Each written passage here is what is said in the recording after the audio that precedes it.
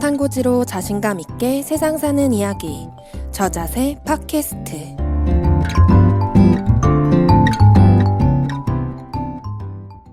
건강한 라이프 스타일을 위해 노력하는 저탄고지인들에게 힘이 되어주는 방송 저자세 팟캐스트입니다. 안녕하세요. 진행을 담당하고 있는 메이입니다. 오늘은 오래간만에 이제 셋이 모이게 됐어요. 정명일 박사님과 키슬님 함께 하겠습니다. 안녕하세요. 안녕하세요. 오랜만이네요. 더위에 잘 지내셨어요? 네. 네, 안녕하세요. 키슬입니다. 오랜만에 인사드립니다. 네. 오늘은 저희가 원래도 매우 지적인 여자들이지만 오늘은 더 교양 넘치는 저자세 팟캐스트가 될 것 같은데요.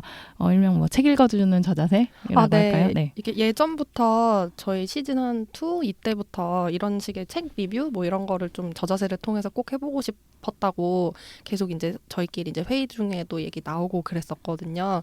왜냐하면 저탄고지 관련한 도서도 되게 많고 그래서 뭐 책 읽으실 여력이 별로 안 되시거나 그러신 분들을 위해서 책 리뷰를 되게 해보고 싶었는데 마침 너무 좋은 책이 출간이 돼서 이 기회에 한번 읽어드리려고 합니다. 네, 저희가 오늘과 그다음에 다음 주 2시간에 걸쳐서 다루게 될 책은 플랜트 패러독스인데요. 네. 이미 핫한 책이긴 해요. 네. 근데 또 내용이 너무 어려워서 읽어도 뭔 말인지 잘 모르겠다고 하시는 분들도 많고 해가지고 저희가 이번에 이렇게 준비해봤습니다. 네. 네, 본격적으로 이제 뭐 책 이야기를 해보자면 플랜트 패러독스의 가장 큰 주제면은 이제 렉틴인데요. 네.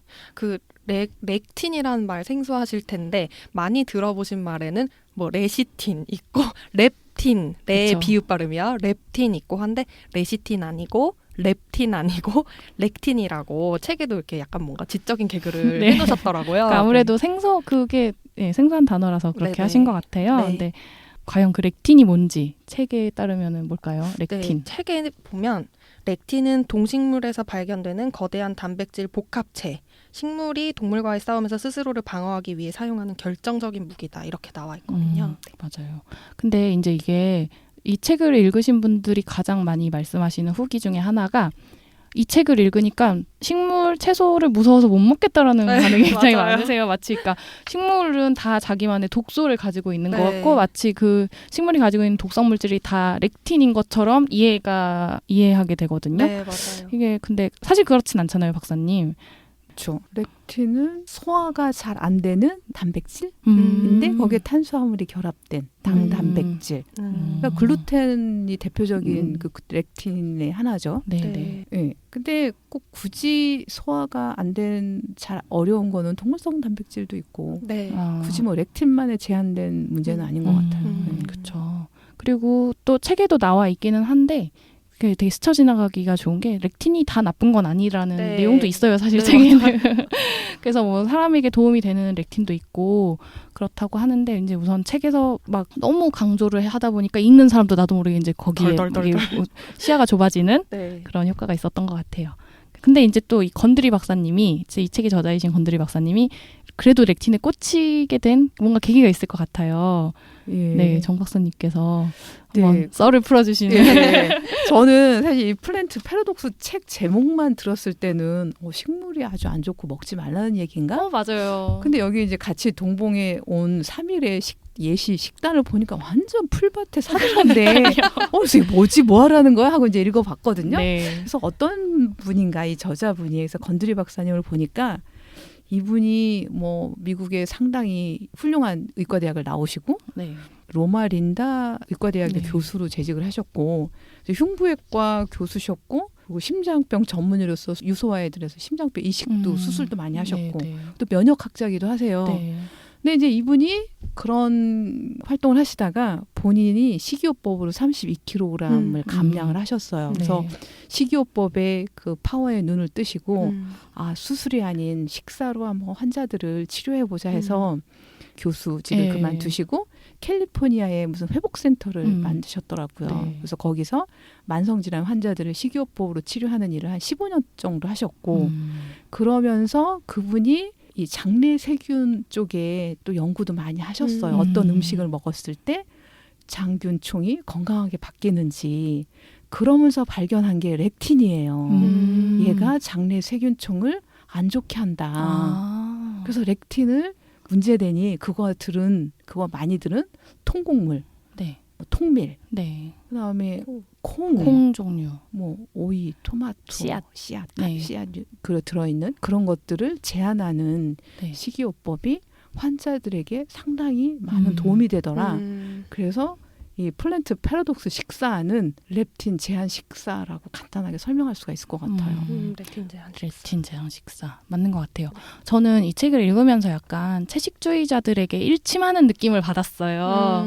너희들 너무 막 육식 안 한다는 그런 걸로 인해서 콩단백질로만 먹고 그 곡물 소비량이 상당히 높잖아요, 채식주의자들이. 네. 그러니까 그런데도 몸이 만약에 안 좋아진다면 그거는 렉틴이 아닐까, 렉틴 때문일까 아닌가 뭐 이런 느낌을 받았거든요, 책을 읽으면서. 하기사 채식주의 하면 네. 고기 먹고 싶은 욕구를 다 콩으로 해가지고 먹잖아요. 그쵸. 그렇게 생각하면 진짜 콩 엄청 드실 네. 것 같거든요. 끼니마다 콩을 스쿱 같은 걸로 막 몇 스쿱씩 되어 있는 샐러드 이런 거 드시잖아요. 네. 미국에서는. 근데 어쨌든 이분이 15년 동안 환자들을 치료한 경험을 바탕으로 연구도 하시면서 네, 네. 그 결정체가 이 책이라고 본다면 상당히 소중한 정보를 제공하는 책이긴 해요. 네, 네. 그런데 이제 이분이 렙틴이 소화가 잘 안 되고 특히 이제 소화 능력이 떨어지는 분들한테는 문제가 되고 그리고 장루수가 있는 분들 네. 소화가 안 된 렙틴이 들어가서 결국 하는 게 인슐린 같은 효과를 내기 때문에 문제가 된다고 얘기를 하거든요. 네. 그렇다고 하면 채식이 아까 곡물들 많이 네. 먹잖아요. 실제 인슐린 반응을 유발하는 그 탄수화물이 더 문제인 것 같은데 네. 그거는 딱 렙틴만 냅두고 가지고. 렙틴이 인슐린 같은 작용을 하니까 렙틴이 많이들은 이걸 먹지 말아야 된다. 좀 약간 그런 거에서 좀 해서 너무 렉틴이 현재 그 다양한 만성 질환의 주범이다라는 거를 그런 정보를 전달하려다 보니 네. 단순하게 너무 심플하게 논리를 좀 끌고 가는 면이 있지 않나 하는 생각이 들더라고요. 네, 여기 보면 책에 보면 네. 그 당신이 지금 이 중에 하나라도 병을 갖고 있다면 네. 이거는 전부 다 렉틴 때문이다라는 식으로 얘기해 놓은 데가 있거든요. 네. 그러니까 병명을 네. 쭉 써놨어요. 네. 보면 뭐 우리 많이 겪는 뭐 관절 통증, 뭐 위산역류, 속쓰림, 뭐 알레르기, 천식, 대장 용종, 뭐 따끔거림, 섬유 근육통, 뭐 병이란 병은 두세 쪽에 걸쳐서 다 써놓고 여기 이렇게 돼 있거든요. 어떻게 하나의 원인이 이 모든 문제를 유발할 수 있냐고 12년 전에 나라도 이 책을 창밖으로 던져버렸을 것이다.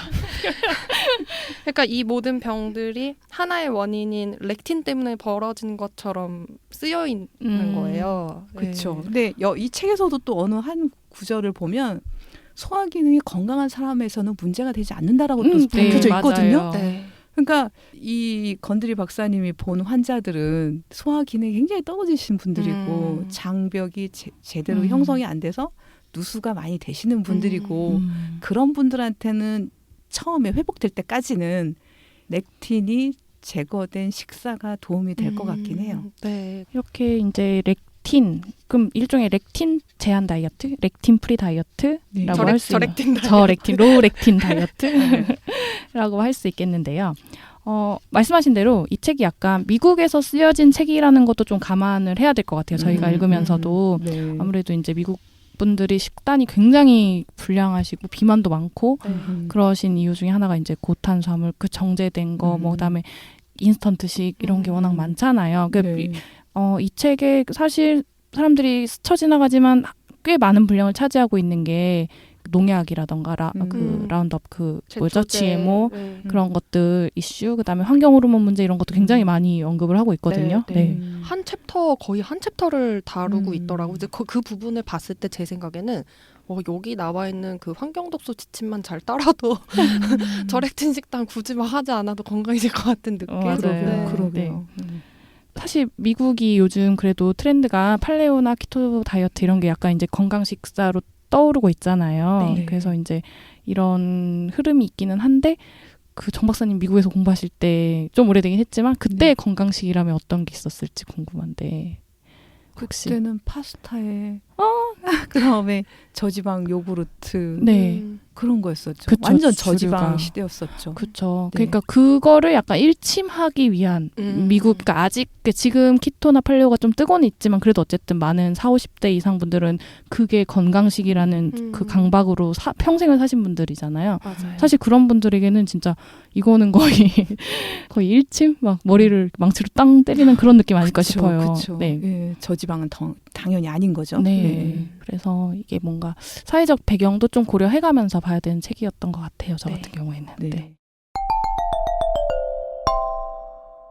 그 슬기 씨가 실제로 이 책 읽고 나서 네. 토마토에 씨 빼서 요리하고 오이에 씨 빼서 요리하는 모습을 네네. 보여주셨거든요. 네. 근데 확실히 효과가 있으세요? 어떠세요? 네, 진짜 있는 게 저는 제가 알거든요. 장이 안 좋아요. 그러니까 저탄고지를 해서 좋아진 게 이 지경인 타입이거든요. 정말 네. 안 좋은데, 근데 확실히 이거를 읽고 나서 약간 저도 약간 무섭죠. 네. 이런 게 생겨가지고 오이도 일일이 썰어서 안에 있는 씨 다 빼고 그 다음에 토마토도 한번 데쳐가지고 껍질 다 까고 그걸 또 잘라서 안에 씨도 다 빼고 해가지고 마리네이드해서 먹었는데 확실히 편하더라고요. 그래요. 방울토마토 제가 저번에 방송에서도 한번 얘기한 적 있는데 그냥 방울토마토 통째로 있는 거를 5개 이상 먹으면 무조건 배가 아프거든요. 근데 그거를 일일이 까고 다 속을 파가지고 마리네이드를 해서 먹다 막 많이 먹었는데 탈도 안 나고 원래 토마토 잘못 먹으면 명치가 싹 당기는 느낌이 있었는데 그것도 없고 네, 네. 저도 시도해봐야 되겠네요. 네, 의미는 있는 것 같아요. 네. 그렇죠. 그러니까 이 책이 뭔가 씨앗이 있는 채소는 다 과일이다라고 되게 단호하게 말씀하시면서 네, 못 맞아요. 먹을 것처럼 얘기를 하시는데 네. 제 생각에는 그냥 씨앗을 빼고 먹는 정도. 저희가 매일 토마토랑 매일 오이를 먹는 게 아니니까. 그쵸. 네. 그걸 채소 대용으로 먹으면 당연히 문제가 되긴 하지만 네. 너무 많이는. 예. 네. 소량씩 씨 빼서 먹으면 네. 아주 좋겠네요. 그리고 네, 그렇죠. 음식에 이렇게 뭔가 맛이나 이런 걸 올려주는 용도로 네. 사용한다면은 된장찌개에 호박 넣을 때도 씨 빼고 해요. 요즘. 근데 이거는 여기에 씨가 있으면 과일이다 막 이러시는데 이거는 약간 오버 아닌가라는 생각이 들긴 하거든요. 근데 네. 확실히 씨 빼서 먹는 게 제가 소화시키기엔 좋긴 좋아서 장이 좀 본인 스스로가 느끼시기에 안 좋다 그러면 시도해보시는 건 되게 의미가 있는 것 같아요. 그 옛날에 생각해보니까 참외, 이건 과일이긴 한데 네. 어른들이 장 안 좋은 애기들한테는 참외 씨 다 이렇게 긁어내고 겉에 그것만 주고 그랬잖아요. 그게 뭔가 맞아요. 경험적인 거. 굳이 렉틴을 몰라도 그런 그쵸. 경험적 노하우 아니었나. 저는 네. 이 책 읽으면서 참외 생각이 제일 많이 났어요.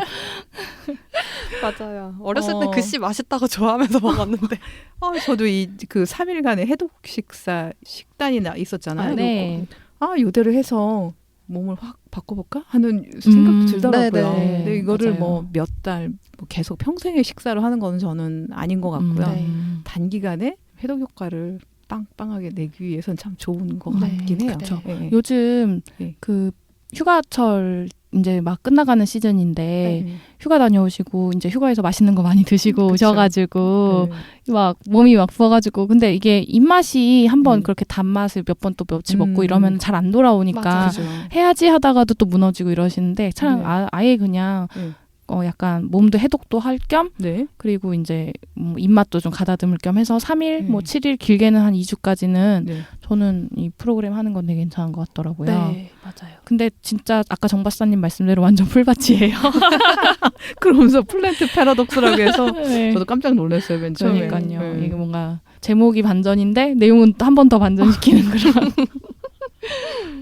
이 이제 뭔가 되게 해보고 싶은 욕구가 네. 드는 3일 식단의 예시 한번 키슬님이 읽어주시겠어요? 이거 책 구매하시면 가운데 끼겨있는 네. 소책처럼 이렇게 한 장짜리로 좋은 들어있는 것 같아요, 네, 이거. 이건데 보면 3일 식단표 약간 주말에 쉽게 하기 위해서 금토일로 잡은 것 그런 같아요. 것 같아요. 네. 그래서 금요일 아침에 그린 스무디, 간식으로 과카몰리 상추말이 드시고 점심은 닭고기 루꼴라 샐러드, 또 간식으로 과카몰리 상추말이 드시고 저녁은 아보카도 연어 구이.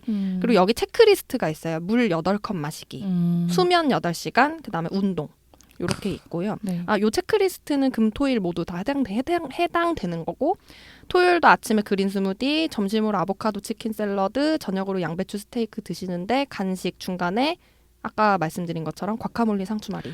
이분 되게 네. 집착하세요. 과카몰리 상추쌈을 굉장히 집착하시는 것 같아요. 그 책 사이에 그런 거 있거든요. 환자분한테 그 로메인 상추 5통 뭐 이렇게 먹게 했더니 좋아졌다. 그것 때문에 이 상추말이에 되게 집착하시는 것 같거든요. 그리고 일요일도 아침은 그린 스무디, 점심 과카몰리 상추말이, 점심 해초랩, 또 간식으로 과카몰리 상추말이, 저녁으로 콜리플라워 라이스와 채소구이. 이렇게가 이제 3일 해독 식단. 제 생각에는 상추에 예. 그 옛날부터 상추 먹으면 잠 온다는 속설 있잖아요. 아, 네, 맞아요. 네. 그게 상추에 있는 알칼로이드인가 하는 그 성분 이렇게 그 딱 깠을 때 진액처럼 하얗게 나오는 그거. 네. 네네. 그 성분도 사실 렉틴이래요. 그것도. 아 정말요? 네, 그것도 아. 렉틴인데 그거가 이게 신경을 안정시켜주는 효과가 있어서 잠이 저는 온대요. 그 속에 마그네슘이 많아서 그렇다고 들었거든요. 아, 오. 네, 뭐 다 그런 것도 다 네. 해당될 것 같아요. 마그네슘도 네. 많고 그다음에 네. 그 렉틴도 많고. 진액 그 하얀색 진액 아. 알킬로이드 뭐 아무튼 그런 이름이었어요. 그래요. 그게 렉틴이라고 다 안 좋은 건 아니다라는 말도 있던데 그 혹시 그래서 그런 뭐 거 아닐까요? 그런 것 같아요. 네. 그러니까 뭔가 우리 몸에 영향을 끼치기는 하는 거는 맞는 것 같은데 다 뭔가 독처럼 작용하는 건 아닌 거가. 아무튼 이 3일 식단표가 결국에는 그 해독이라는 게 여기 이렇게 써 있거든요. 장 회복 과정의 시작 단계. 당신을 병들고 살찌게 하는 장내 박테리아를 굶겨서 쫓아내자. 그렇죠. 결국은 네. 네. 장 정화 이야기, 식단. 해독 장 네. 이야기인 것 같아요. 이제 제가 처음에 이 책을 알게 된 게 이제 뭐 막 이렇게 카페 같은데 추천 도서 이런 걸로 올라오고 했는데 제목만 보고 뭔가 타이틀만 봤을 때는 채소를 먹지 말라는 책 같은 거예요. 네. 그래서 아이 뭔 말도 안 되는 소리야 이러면서 책에 관심이 정말 하나도 없었는데 갑자기 어느 날 이영 선생님께서 저더러 한번 제가 되게 찾고 있던 뭔가 해답 열쇠가 이 책에 있는 것 같다면서 저보고 이제 그 플랜트 패러독스 프로그램을 한번 해보는 게 어떻겠냐고 권유를 하시더라고요. 그래서 이제 그때 관심을 갖고 읽기 시작을 했는데 진짜 너무 내용이 너무 생각보다 좋아가지고 네. 되게 의외였거든요. 그래서 저에게 이 플랜트 패러독스를 추천해주신 이영원 선생님께 왜 추천해주셨는지 자세히 이야기를 좀 들어보려고 합니다. 네. 이영원 선생님 모셨습니다. 안녕하세요. 안녕하십니까. 네. 바쁘셔가지고 전화 연결을 모시게 됐어요. 네. 예, 그 전화 연결이라서 그렇기도 한데 되게 오랜만에 저자세인데요. 네. 예, 근데 제가 목이 또 안 좋아서. 전화 통화 할 때마다 목이 안 좋으세요. 그러게요. 네. 항상 왜 그럴까요? 저는 차별점을 전혀 못 느끼겠는데요. 전화랑 네, 정말요. 네, 목소리 평상시랑 똑같으세요. 네. 그러세요. 네. 좋으세요. 감사합니다. 네. 제 목이 중후한 좀 맛도. 쉬었어요. 네. 이거는 사전 질문지 없던 질문이긴 한데 왜 저에게 이 책을 추천해 주셨는지 그리고 이 책 내용을 추천하시는 이유 간단하게 알 수 있을까요? 사실 기억이 잘 안 나는데. 왜 추천했더라? 뭔가 그때 말씀하시기로는 예. 그 채식하면서 저탄고지 할 때 이 책대로 맞다. 하면 좋을 것 같아요. 기억났어요. 네네. 기억났어요.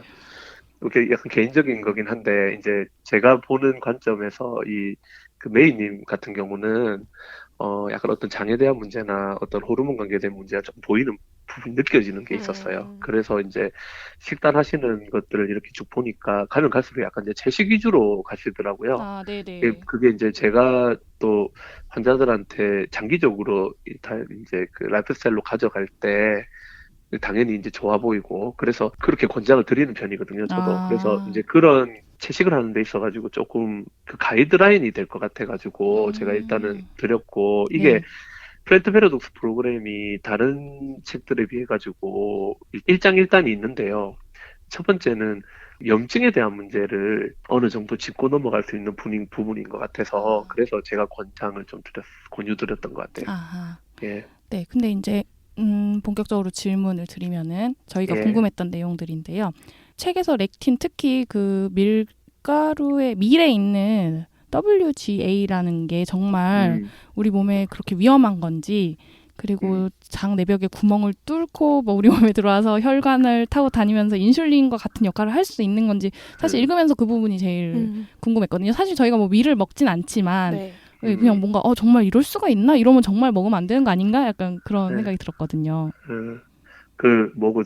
WGA가 우리 어떤 이제 뭐라 그러죠? 그게 메가 응집소라 그러나요? 뭐 이렇게 표현을 네. 하는데 저기 WGA가 옛날에 그런 거 있어요. 내 송송 구멍탁 뭐 이런 거 만들다고 되게 한때 되게 좀 그랬었어요. 그러니까 이게 뇌까지요. 뇌신경에까지 영향을 미쳐가지고 실제로 우리가 수초라 그러죠. 그런 부분까지도 문제가 생긴다 그러고 어떤 쪽으로는요.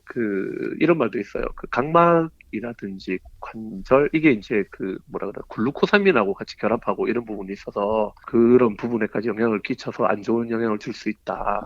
뭐 이런 이야기도 있고요. 당연한 이야기겠지만 이제 플랜트 패러독스 나온 것처럼 장 누수를 유발한다는 그런 것들도 있고요. 그래서 실제로 안 좋다는 이야기들이 많죠. 네, 많고 밀가루가 안 좋은 이유가 굉장히 많아요. 네. 한쪽에서는 글루텐에 대한 문제부터 시작을 해서, 그 다음에 이게 정제하는 과정에서 백색 들어가는 부분부터, 그 다음에 혈당을 올리는 건 당연히 나쁜 거일 거고, 네. 그 다음에 그 외에 심지어 이제 브롬이라든지 이런 환경 호르몬에 대한 이야기도 있고, 공공의 적이죠, 밀가루는. 아, 정말 네. 그렇네요. 그러면 밀가루를 먹는다는 것은 WGA만의 단순한 문제가 아니라 지금 말씀하신 것처럼 글루텐, 정제하면서 들어가는 백색, 혈당을 높이는 거, 브롬 등 환경 호르몬 이 모든 게 다 문제인 거지 단순히 이 WGA만의 문제라고 할 수는 없는 거겠네요. 제가 이제 이 책을 보면서 약간 일장일단에 대해서 말씀드렸는데, 전체적인 것들이 좀 그런 부분이 있어요. 이게 하나를 부각시키기 위해서 나머지 부분들을 좀 이렇게 어떻게 보면은 좀 희생시키는 그런 것들이 있는데, 어떤 그 논리점을 맞추기 위해서 그렇게 이야기를 하시는 것 같아요. 근데 실제로 WGA에 대해서는 우리나라에도 가볍게 인터넷 서칭만 해도요, 2000년 후반부터 안 좋은 거에 대한 글들이 굉장히 많아요.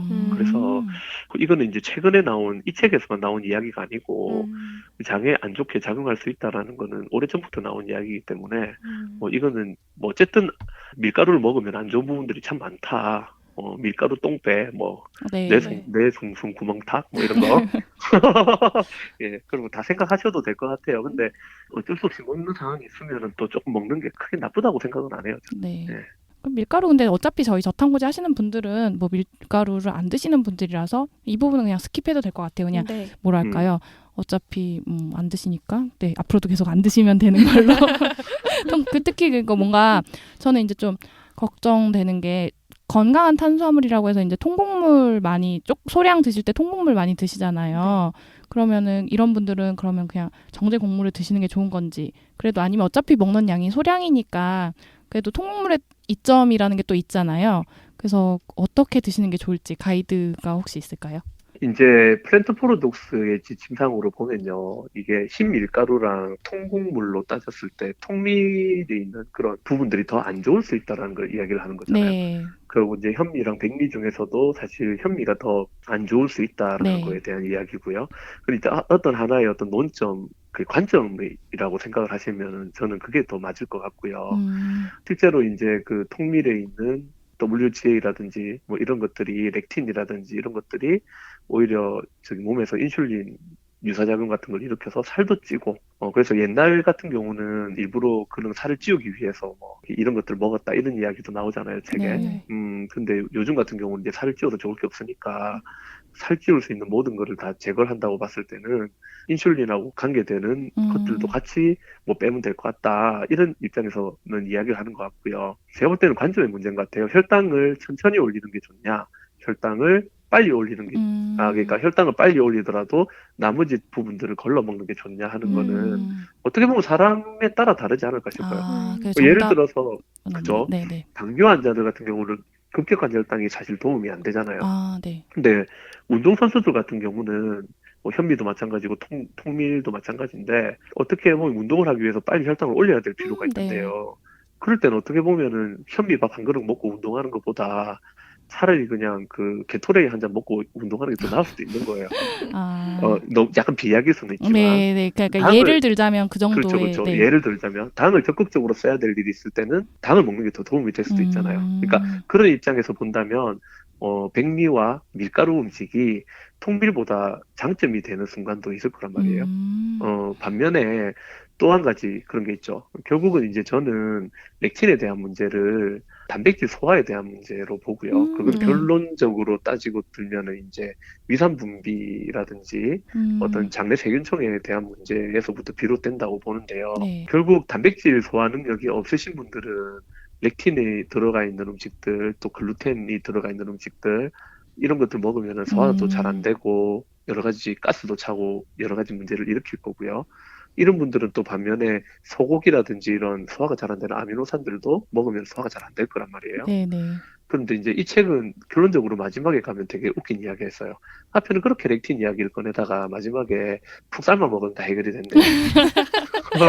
네. 그러니까 사실 단백질은요, 푹 고아서 먹거나 삶아 먹으면 다 어느 정도 해결이 되는 부분이거든요. 네, 네. 그러면은 그렇게 해서 봤을 때 현미밥이 요즘에 밥 먹듯이 그냥 밥솥에 밥 먹듯이 그냥 고들밥 비슷하게 이렇게 먹지 않고 옛날처럼 푹 익혀서 이렇게 먹는 밥이면 현미밥도 소화가 좀 잘 될 수 있지 않을까요? 아, 네. 이런 식으로 생각을 하는 관점이면 또 괜찮을 수 있는 거고요. 또 두 음. 번째로 통밀이나 현미가 혈당을 천천히 올리는 역할을 하잖아요. 네. 이게 소화가 안 됨으로 인해서. 네. 그러면 당뇨 환자 같은 경우는 좀 덜 올리기 때문에 도움이 될 수 있는 부분들도 있을 거란 말이에요. 네. 그 다음에 식이섬유가 필요한 환자들 있잖아요. 이게 식이섬유는 양면성을 다 가지고 있다고 봐야 되거든요. 네. 근데 이 식이섬유의 역할로서도 그런 음식들이 다 포함이 돼 있잖아요. 네, 네. 그러면 식이섬유가 들어가야 될 분들이 있단 말이에요. 그런 분들한테는 오히려 이런 음식들이 도움이 될 수 있겠죠. 그래서 저는 그거를 어떤 하나의 일반적인 어떤 진리에 대한 문제로 보기보다는 아, 양면성을 다 가지고 있기 때문에 예를 들어서 위장에 대한 트러블이 많고 특히나 위산 분비 문제가 많거나 이런 분들은 우선적으로 렉틴 프리를 해야 되고요. 또 지연성 알러지를 많이 만드시는 분들 있잖아요. 예를 네. 들어서 이런 분들은 렉틴 프리가 되게 도움이 될 것 같아요. 지연성 알러지 안 그래도 요즘에 막 유행처럼 검사를 많이 하시는데 그 지연성 알러지 검사의 핵심이 오히려 이런 렉틴 문제나 이런 것들이 더 중요할 수 있다. 또 동물성 중에서도 달걀 흰자라든지 유제품에 있는 카제인이라든지 소고기라든지 뭐 이런 것들도 소화가 잘 안 되거든요, 사실. 그러니까 그런 것들도 같이 묶어서 생각을 하면 더 좋겠다는 거죠. 오로지 그냥 식물성 렉틴만 덮어씌울 문제는 아닌 것 같아요. 저 말씀 듣다 보니까 완전 제 얘기인 것 같은 게, 저 아까도 이제 그 토마토 씨 발라 먹으면 괜찮다고 말씀드렸는데, 제가 단백질 소화 자체가 좀 잘 안 되거든요. 돼지고기 네. 먹으면 막, 그러니까 아까 말씀하신 것처럼 막 부글부글 하면서 막 가스가 엄청 차올라요. 그러니까 결과적으로 위산 분비 잘 안 되시고 장이 많이 안 좋으신 분들이 하기엔 정말 좋은 식단이고, 이걸 가지고 뭐 꼭 이걸 해야 된다 말아야 된다 문제가 아니라 지금 현재 자기의 몸 상태를 봐가면서 얼만큼 줄일 것인지 결정하는 게 현명한 방법이겠네요. 네, 저는 그렇게 생각해요. 네. 예. 사실 통곡물 속에 아까 식이섬유소도 말씀하셨지만 렉틴만 있는 건 아닌 거잖아요. 네. 통곡물 속에 식이섬유소도 있고 그 다음에 사실 거기에 비타민, 미네랄이 밀집돼 있어요. 네, 맞아요. 그래서 아까 뭐 당뇨나 뭐 혈당 조절을 위해서 GI 인덱스를 낮게 하는 것도 중요하지만 사실 세포 안에서 당이 연소되는데 미토콘드리아 대사에서 필요한 조절 영양소들이 통곡물에 많거든요. 그래서 그거를 안 먹기보다는 충분히 불려서 밤새 불려서 푹 압력솥에서 익혀서 천천히 씹어 먹으면 저는 그것도 굉장히 좋은 해결안이라고 생각을 해요. 네, 그래서 이 책에도 압력솥 약간 네. 생필품처럼 압력솥을 추천해 주시더라고요. 살려고요. 아, 네, 네. 이영호 원장님이랑 같은 저도 말씀이신 것 같이 같아요. 살아요. 아, 그럴까요? 네.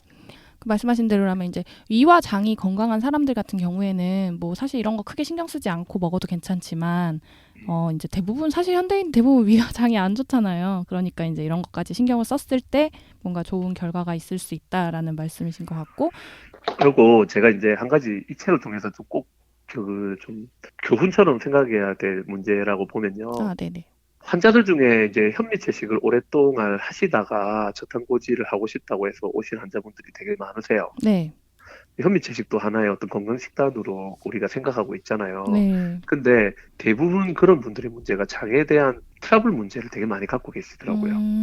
오히려 장이 좋아야 될 것 같은데요. 그렇죠, 네. 그렇죠. 그렇죠. 왜냐하면 현미는 부터 장이 좋아야 될 것 같잖아요. 네. 근데 그거에 대한 어떤 근거 자료가 될 수 있는 게 네. 플랜트 패러독스에서 이야기를 하는 렉틴의 문제가 아닐까 싶기는 해요. 그러고 무엇보다 중요한 거는 콩에 대한 문제인데요. 아, 네네. 콩에 대한 거는 모든 면에서 봤을 때 역시나 렉틴에 대한 문제를 봤을 때도 좋을 게 없는 거죠. 그래서 네. 콩은 정말 피해야 되는 음식이 맞는 것 같아요. 그래서 고기를 못 먹게 하고 고기 대신에 대용품으로서 콩을 사용하는 거는 저는 좀 정말 아니라고 생각을 해요. 대신에 뭐 콩 삶아 먹고 한 번씩 간식 삶아 먹는 게 크게 문제는 안 될 것 같은데 그래도 이제 콩이라는 건 호르몬에 대한 부분 또 이제 피트산에 대한 부분 렉틴에 대한 부분 뭐 워낙에 많은 부분들이 미네랄에서 구리 함량에 대한 부분 뭐 되게 많잖아요. 안 좋은 것들이 밀가루처럼. 그래서 네. 여러 가지 복합적인 면에서 봤을 때 이제 콩류는 좀 안 먹는 게 좋을 것 같다. 최대한 덜 먹는 게 좋을 것 같다. 뭐 이런 정도의 시각 정도 가져가는 거는 되게 좋을 것 같아요. 그러면은 이 렉틴 프리 다이어트라는 거를 꼭 해야 될 사람이 있다면 어떤 환자분들을 꼽으시겠어요? 제 같은 경우는요, 렉틴 프리 다이어트라기보다 플랜트 패러독스에서 이야기하는 어떤 프로그램? 네. 이런 분들을 제가 꼭 좀 권해드리고 싶은 음. 분들은요, 제가 실제로 환자들한테 권해드리는 분들은 고기를 못 드시는 분들이 계세요. 아, 왜요? 그러니까 왜 이해 안 가시죠? 네, 이해 안 가시죠? 어떻게 그러니까 고기를 안 먹을 수가 있으시죠? 네. 근데 실제로 젊어서부터 고기를 안 드셨던 분들도 계시고요. 고기가 소화가 안 돼서 잘 못 드시는 분들도 계시고, 이런 분들이 이제 염증에 대한 문제라든지 아니면은 식습관을 바꾸기 위해서 또 좀 뭔가 해독을 하고 싶어서 이렇게 오시는 분들이 계시거든요. 그런 분들한테 저는 여기 있는 대로 한번 해보시라고 제가 말씀을 드려요. 예, 소화효소를 좀 권하는 건, 그러니까 저탄고지 처음에 하시는 분들 중에 막 예. 설사를 하시는 분들이 있거든요. 그러니까 예, 지방이 예. 갑자기 많이 들어가니까 예. 그게 소화 흡수가 안 돼서 그런 거잖아요. 그러면은 그렇죠. 그런 분들을 그냥 그 몸 상태 이용할 수 있는 식사를 권하는 것도 의미가 있겠지만, 네. 그보다는 적극적으로 이분의 소화 기능이 떨어져 있으니 소화 기능을 적극적으로 보완하는 또 소화 효소를 써서 그렇죠. 양질의 음식을 먹게 하는 거가 사실 세포 복원에 더 좋지 않을까 하는 생각이 들어요. 궁극적으로 이제 우리가 치료를 해 나가는 방향은 이제 그렇게 가야 되는 게 맞겠죠. 맞는데 이제 뭐 포드맵도 마찬가지고 렉틴도 마찬가지고 그다음에 이제 지연성 알러지 식품들도 마찬가지고요. 예. 일단은 당장에 뭔가 환자가 힘들어하면 네. 그 힘들어하는 걸 해결해 주는 게 그것도 또 우선이라고 생각을 하거든요. 그리고 효소제를 갖다가 준다고 해서 이 효소제가 갑자기 또 들어가지고 갑자기 좋아지지는 않는 것 같아요. 이제 요즘에는 영양제 중에서도 효소 영양제 중에서도 정말 막 글루텐에 대한 문제나 렉틴의 문제를 쪼개줄 수 있는 뭐 DPP4나 브로멜라인이나 이런 효소들이 굉장히 많이 들어가 있는 이런 효소제들도 많이 나오거든요, 제품으로. 네. 실제로 그런 걸 막 환자분들한테 좀 드시게 하면은 네. 증상이 되게 좋아지시는 분들이 많은데, 그렇죠. 이게 근본적인 원인으로 가면은 또 스트레스 문제라든지 장내 세균 문제라든지 여러 가지가 또 컴바인 돼 있으니까 네. 이런 게 한 번에 해결되지는 또 않는단 말이에요. 네. 그러면 또 그 영양제 먹는 동안에 좀 좋아졌다가 네. 또 음식 먹으면 또 나빠지고, 이런 이런 분들은 오히려 초반에는 좀 이런 제한식들이 초반에는 도움이 되는 것 같아요. 예, 초반, 그래서 네네. 예, 그렇게 생각합니다. 네. 네, 그럼 질문을 또 이제 한 가지 더. 이게 저는 책 읽으면서 제일 궁금했던 부분인데요. 렉틴을 먹은 단백질 식품은 곧 렉틴을 먹는 것이라는 주장에 대해서 어떻게 생각하시는지 좀 황당하다고 생각했는데 이분이 그러니까 근거 없이 이런 말씀을 하실 분은 아니라고 생각이 되기도 하고 좀 그러니까 혼란스러웠어요. 네. 저도 잘 모르겠어요, 이거는. 근데 네. 저 사실 잘 모르겠어요. 이분이 쓴 이 논리에 대해서는 잘 모르겠는데요. 네.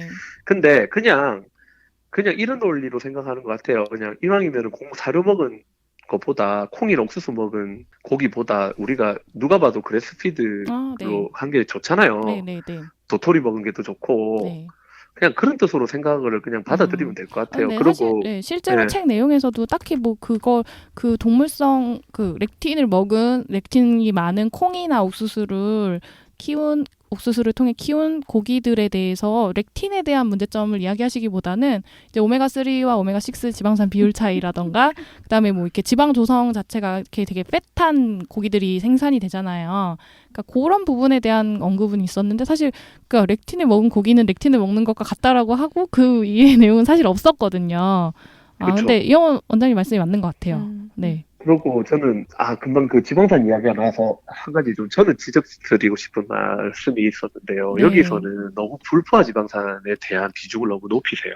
맞아요. 올리브오일을 굉장히 근데 불포화 지방산은 제가 항상 저도 그렇고 이제 다른 분들도 말씀하지만 이거는 도 아니면 뭐거든요. 잘 먹으면은 정말 약이 될 수 있지만 이 못 먹으면 바로 독이 될 수 있는 게 저는 불포화지방산이라 생각하거든요.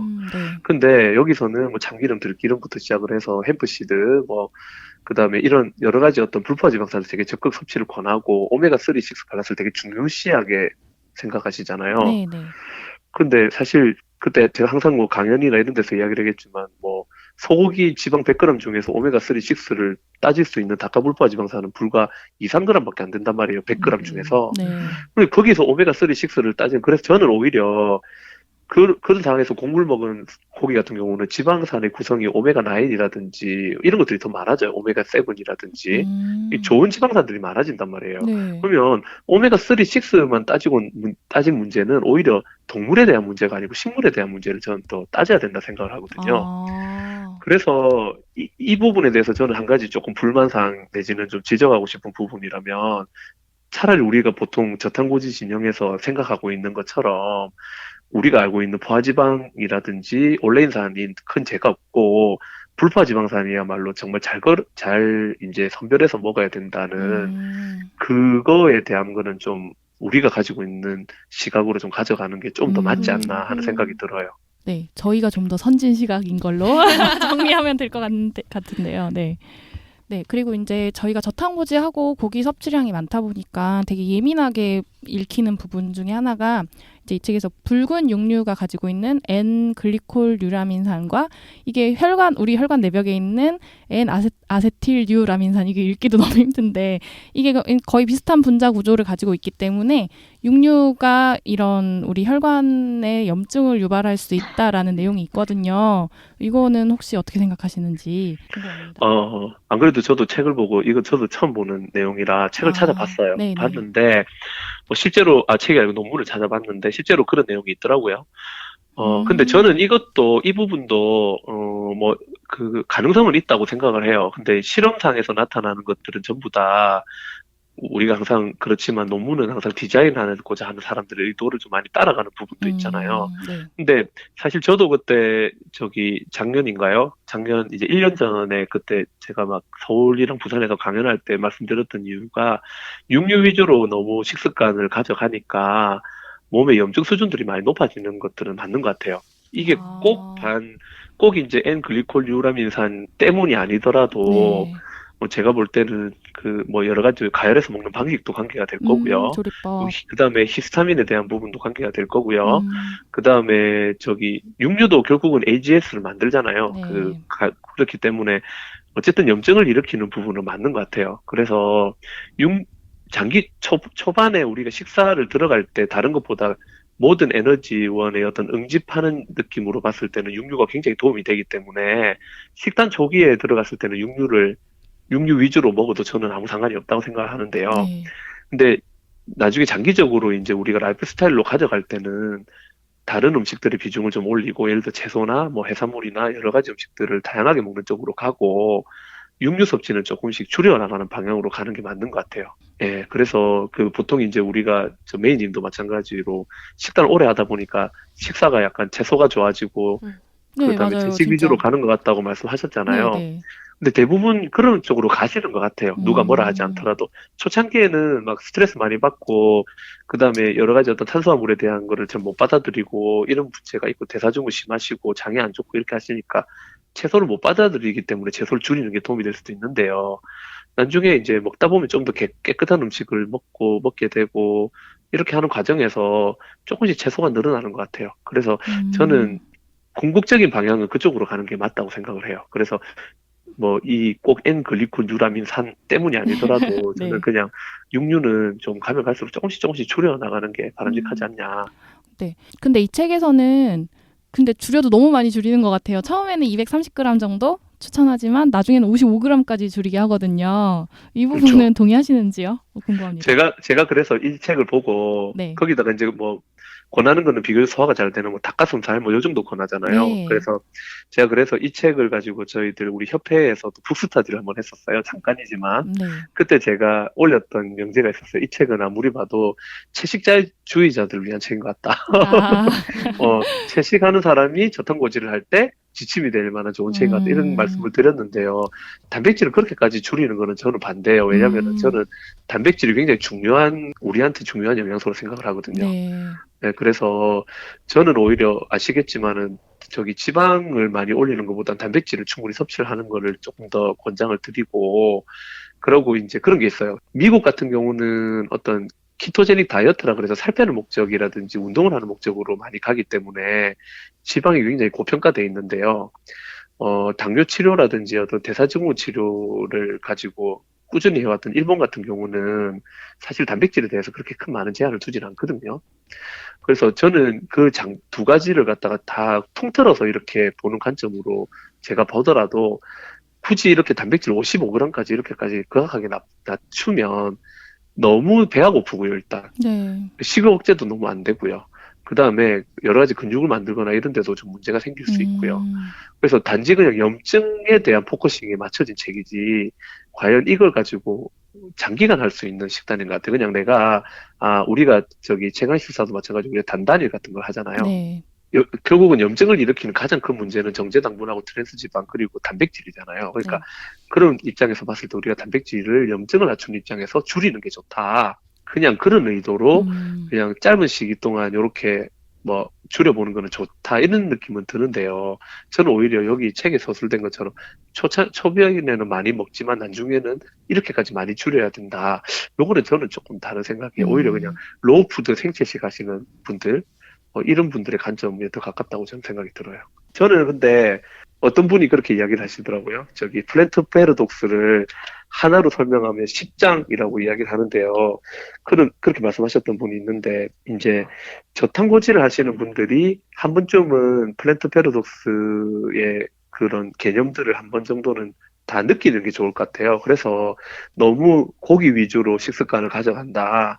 너무 지방 위주로 식습관을 가져간다. 이런 그런 것들에 대한 편견을 좀 깨고 다양한 채소들을 좀 먹을 수 있는 몸으로 만들어 나가는 게 좋고, 그 다음에 좋은 지방산을 활용하는 게 좋고, 그 다음에 육류를 너무 과하게 섭취를 안 하면 좋겠다. 그런 식으로 갔으면 좋겠고요. 예, 그렇습니다. 네, 마지막으로 그러면은 이 책에 대해서 뭔가 하시고 싶은 말씀이 있으실까요? 예, 있어요. 저는 이 책을 보면서 여러분들한테도 말씀드리고 싶었던 건데, 음식을 처방할 때 제한시키는 건 되게 쉬운 것 같아요. 왜냐면은 단식을 하면 많은 부분이 건강해지잖아요, 사실. 플랜트 패러독스 책에서도 하는 말이 케톤식의 장점은 나쁜 음식들을 안 먹어서 그런 거지. 정말 포화지방을 잘 써서 그렇게 아닌 것 같다. 이런 관점의 이야기들도 있거든요, 사실 이 책에도. 저는 동의하지 않지만. 어쨌든 제한식은 많은 분들을 되게 이렇게 빨리 좋아지게 할 수 있는 그런 것들은 되게 좋은 것 같아요. 그런 관점에서 저는 이 책도 건강식을 추천하는 입장에서는 한 번쯤은 본인의 어떤 컨디션이나 본인의 어떤 안 좋은 부분들을 좋게 하기 위해서 참고서로 충분히 좋은 것 같다라고 생각을 하고요. 대신에 제한시키기는 쉬워도 먹이기는 사실 어렵거든요. 좋은 음식을요. 이걸 먹어라 이런 것들이. 네. 네. 예를 들어서 코코넛 오일 너무 좋아요. 이러니까 아시겠지만 미국 심장학회에서 코코넛 오일 경고에 대한 메시지를 막 넘기잖아요. 네. 고기가 몸에 좋더라라고 하기에는 사실 우리가 봐도 염증 문제라든지 여러 가지 문제들을 이야기를 하잖아요. 네. 세상에 완벽한 음식은 없거든요, 사실. 그런 입장에서 먹지 마라 하고 말하기는 편하지만 먹어라라고 이야기하기는 좀 많이 힘든 것 같아요. 그러면 우리는 거기에서 요즘에 환자들 보면 느끼는 게 어떤 게 있냐면요. 이것도 먹지 마라, 저것도 먹지 마라. 책들을 막 보시다 보니까 세상에 먹을 게 하나도 없다. 이렇게 맞아요. 되는 거예요. 저는 그런 부분들로 생각하시다기보다는 이런 나쁜 점들도 있겠다. 그렇지만 나는 그렇지 음식을 먹어야 되면은 나만의 우선순위를 정하는 게 좋지 않겠냐.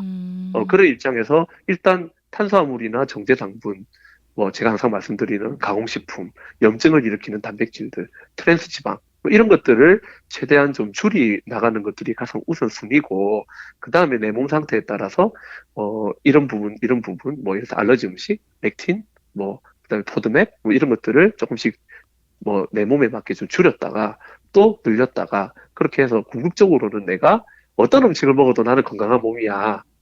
이런 몸으로 만들어 나가는 것을 궁극적인 목표로 가져가면 좋지 않을까. 저는 이 책을 통해서 좀 그런 것들을 좀 많이 느꼈어요. 예. 네. 감사합니다. 좋은 말씀이셨던 것 같아요. 사실 많은 분들이 진짜 이 책 읽고 뭐 이제 다른 책 읽고 하시면서 나는 도대체 뭘 먹어야 될지 모르겠다. 고기도 못 먹고 채소도 못 먹는 거 아니냐고 하시는데 말씀하신 대로 내 몸에 뭐가 우선순위인지를 판단하는 기준으로 삼아야지 사실 이게 뭘 먹어라 먹지 말아라 하는 책은 아니라는 거 되게 좋은 부분 찝어주신 것 같아요. 감사합니다. 네, 네. 감사합니다. 저희가 질문지 처음 드렸을 때 질문 너무 어렵다고 하시면서 되게 힘들어하셨는데 너무 어려운 질문에 비해서 너무 뭐랄까요 쉽고 네 좋은 답변을 주신 것 같아요. 영원 선생님 너무 감사드립니다. 아유, 제가 감사합니다. 예. 네, 저희 1부는 이렇게 이영원 선생님과 하는 걸로 해서 마무리하면 될 것 같거든요. 네, 요거 1부는 이렇게 마무리하고요. 2부에서 이 책 플랜트 패러독스에 대한 다른 이야기 더 해보도록 하겠습니다. 오늘 함께 해주셔서 정말 감사합니다. 다음엔 저희가 부산으로 가겠습니다, 선생님. 예, 오세요. 네, 감사합니다. 감사합니다. 네, 예. 감사합니다. 네, 다음에 또 뵐게요. 네. 1부는 여기서 이렇게 마무리하고요. 2부에서 플랜트 패러독스에 대한 더 이렇게 저희 저탄고지식으로 어떻게 해석을 해야 될지에 대한 좀 더 자세한 이야기 해보도록 하겠습니다. 다음 주에 뵐게요. 감사합니다. 감사합니다. 감사합니다.